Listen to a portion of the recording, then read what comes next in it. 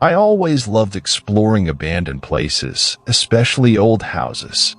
There was something thrilling about discovering the secrets of the past and imagining the lives of the people who once lived there.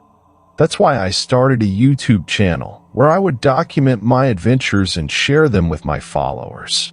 One day, I received a tip from one of my fans who told me about a haunted house in the countryside. He said it was the perfect place for my next video, as it had a dark and mysterious history.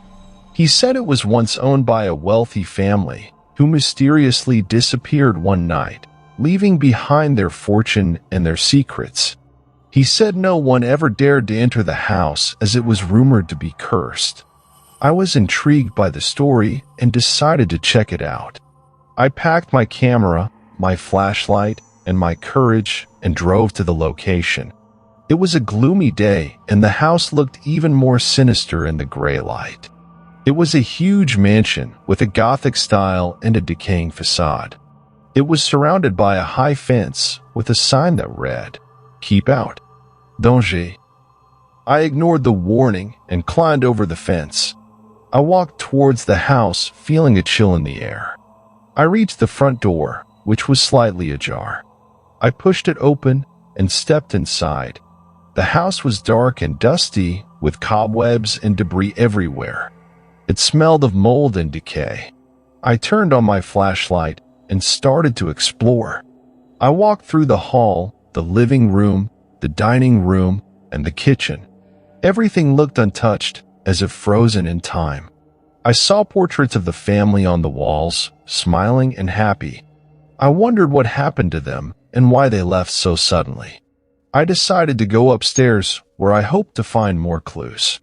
I climbed the stairs, which creaked under my weight. I reached the second floor, where there were several bedrooms and bathrooms. I opened the first door and entered the master bedroom. It was a large and luxurious room with a king-sized bed, a fireplace, a closet, and a balcony. I saw a jewelry box on the dresser and a diary on the nightstand. I was curious to see what they contained, so I walked towards them. As I did, I heard a loud bang behind me. I turned around and saw that the door had slammed shut. I tried to open it, but it was locked. I panicked and started to bang on the door, shouting for help. No one answered. I realized I was trapped in the room with no way out. I felt a surge of fear and wondered if this was part of the curse. I looked around, hoping to find another exit. I saw the balcony and thought maybe I could climb down from there. I ran to the balcony and opened the door. I stepped outside and felt a gust of wind. I looked down and saw that I was at least 3 stories high. There was no ladder, no rope, no nothing. I was stuck. I felt a cold sweat on my forehead and a knot in my stomach. I wondered what I was going to do and how I was going to escape. I thought about my YouTube channel and my fans. I wondered if they would ever see me again. I decided to record a video and explain what was happening. Maybe someone would see it and come to rescue me. I took out my camera and pressed the record button. Hello, everyone. This is Jake from Jake's Adventures. I'm here at the haunted house and I'm in big trouble. I'm locked in the master bedroom and I can't get out. I don't know what to do or who to call. I think this house is really haunted and it wants me to stay here forever. Please, if anyone sees this, help me. I'm scared and I want to go home. I stopped the recording and uploaded the video to my channel. I hoped it would reach someone and they would call the police or the fire department or anyone who could help me. I waited for a few minutes and checked the comments section. I saw that the video had gone viral and had thousands of views and likes. I felt a glimmer of hope and scrolled down to read the comments. They were not what I expected. They were not messages of support or sympathy or concern. They were messages of mockery and ridicule and disbelief. They said things like, "Nice prank, dude. You really got us. Stop lying, you're not in any danger. You're just trying to get more views and subscribers." This is the lamest video ever. You're such a loser. Ah, you are so pathetic. You deserve to be locked in that room. Go kill yourself, you waste of space. I couldn't believe what I was reading. These were my fans, my followers, my friends. They were supposed to care about me and support me and help me, but they didn't. They hated me and laughed at me and wished me dead. I felt a wave of anger and sadness and betrayal. I felt tears in my eyes and a lump in my throat. I felt like I had no one in the world and no reason to live. I decided to end it all. I took the knife from the jewelry box and held it to my wrist. I said a silent prayer and prepared to cut. As I did, I heard a voice in my ear. It said, "Don't do it, Jake. You're not alone. I'm here with you, and I love you." I froze and dropped the knife. I looked around and saw no one. I wondered who spoke to me and where they were. The voice said, "I'm the ghost of this house. The ghost of the family that lived here. The ghost of the wife who loved her husband more than anything. The ghost of the mother who loved her children more than anything."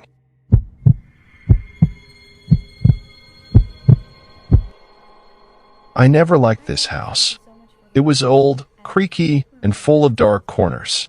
But it was the only place I could afford to rent, so I had no choice. I moved in a week ago, and ever since then, I felt like something was watching me. I tried to ignore it, but it was hard. Especially at night when the noises started. Footsteps, whispers, doors slamming. I told myself it was just the wind, or the pipes, or my imagination. But deep down, I knew it was something else. Something evil. Tonight, I was alone in the house. My roommate had gone out with some friends, and I decided to stay in and watch a movie. I locked the doors and windows, turned on the lights, and settled on the couch with a bowl of popcorn. The movie was a horror flick about a group of teenagers who get trapped in a haunted mansion. I thought it would be fun, but it only made me more nervous. Every time I heard a sound in the movie, I checked the house for any signs of intruders. Nothing. I relaxed a bit and tried to enjoy the film. But then, something happened that made my blood run cold. The power went out. The TV screen went black, and the room was plunged into darkness. I screamed and dropped the popcorn. I fumbled for my phone, but it was dead. I cursed and wondered what to do. I decided to go to the basement where the fuse box was. Maybe it was just a blown fuse or a tripped circuit. Maybe I could fix it and get the power back on. I grabbed a flashlight from the kitchen drawer and headed to the basement door. I opened it and shone the light down the stairs. They looked old and rotten, and I hesitated to go down. But I had no choice. I needed the power. I took a deep breath and started to descend. The stairs creaked under my weight, and I hoped they wouldn't collapse. I reached the bottom and looked around. The basement was a mess. Boxes, tools, junk, and cobwebs everywhere. I searched for the fuse box and found it on the far wall. I walked towards it and opened it. It was empty. No fuses, no viris, no switches. Just a gaping hole and a note. The note said, "Welcome to my house. I've been waiting for you. You can't escape. You can't hide. You can't scream. You're mine now, and I'm going to have some fun with you." I felt a chill run down my spine, and a hand grabbed my shoulder. I turned around and saw a face that I will never forget, a face that haunts me to this day, a face that was not human. I turned around and saw a face that I will never forget, a face that was not human. It was a mask of a clown with a twisted smile and bloodshot eyes. The hand that grabbed me was holding a knife that was about to stab me. But I was faster. I kicked the clown in the groin, and he dropped the knife. I grabbed it and stabbed him in the chest.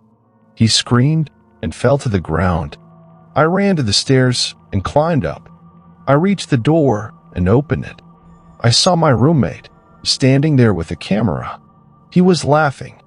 "Gotcha," he said. "That was the best prank ever. Did you see your face? You were so scared." I looked at him and felt a surge of anger. I threw the knife at him and hit him in the eye. He stopped laughing and started screaming. I walked past him and out of the house. I never looked back. I walked away from the house and the screams of my roommate. I didn't care if he lived or died.